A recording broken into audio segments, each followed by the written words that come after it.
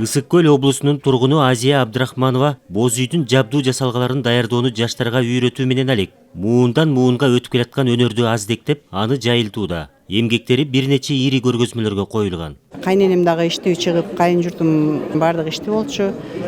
Ошону курулган даяр ушундай тегиричи бар экен, сога албай жүрүптүр да, ушуну биле албай. Ошону отургузду, ошондон баштап эле элдер заказ кыла баштады. Жүндөрүн да өзүм ийрем, койдун жүнүнөн жасалат дейм булар.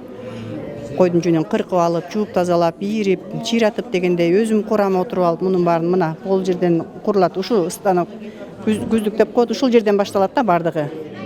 Зажигание, ушуну жакшы коюш керек.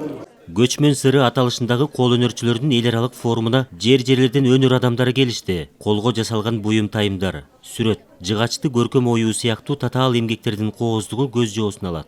Ушулар балдардын эмгектери булар. Балдардын эмгектери. Мен жанагы эски стужик, анан сүрөттөрүн түшүрөт, бирок канча жерлерин баары кемчилик болот да. Ошолор чыдамдаш берем, калгандарын жасаган иштердин баары ушу балдардын иштери. Иммунитетибизди көтөргөнгө, грипп болуп ооруп калбаганыбызга, таманыбыздан сыз өткөзбөгөнгө жакшы жардам берет. Бул таза койдун, мериноз койдун жүнүнөн жасалат. Бизде 15 адам иштейт. Ошолор бир күндө 50-70ке дейин тапочка жасап чыгарат. Дагы могорке шырдакты көрсөтүп кетким келип атат. Бул шырдакчаны бул Британиядагы Оксфорд университетинин китепканасынын 3-этажында турат. Кыргыздын бул 94-95 жылдардагы жасаган буюмда эмгектерим эле ошол жакта сакталып турганына мен аябай сыймыктанам.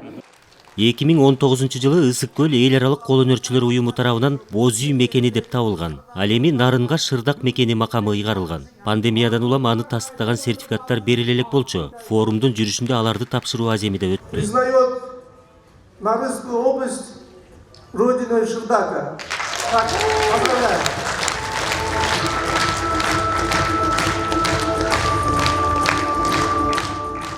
Шырдак менен боз үй кыргыз элинин кийизден буюм жасоодогу зор чеберчилигин далили.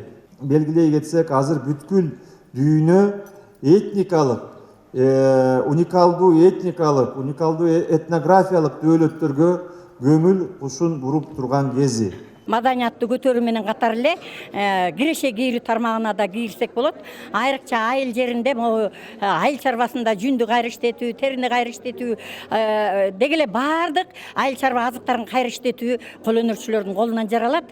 Ошого мындай көңүл буруп, мисалы Индияда керек болсо Индия өлкөсүндө жана шурулар менен иштөө боюнча өзүнчө министрлик бар. Биз министрликке да жетпесек дагы экономика министрлигинин астында бир кол өнөрчүлөрдүн департаменти түзүлсө. Кыргыз кол өнөрчүлөрү даярдаган эмгектерди таанытуу максат кылынууда. Келерки жылы чет өлкөлөрдө ири көргөзмөлөр уюштурулат. Калыгул Асанбаев, Умар Малашев, Ала Тоо 24.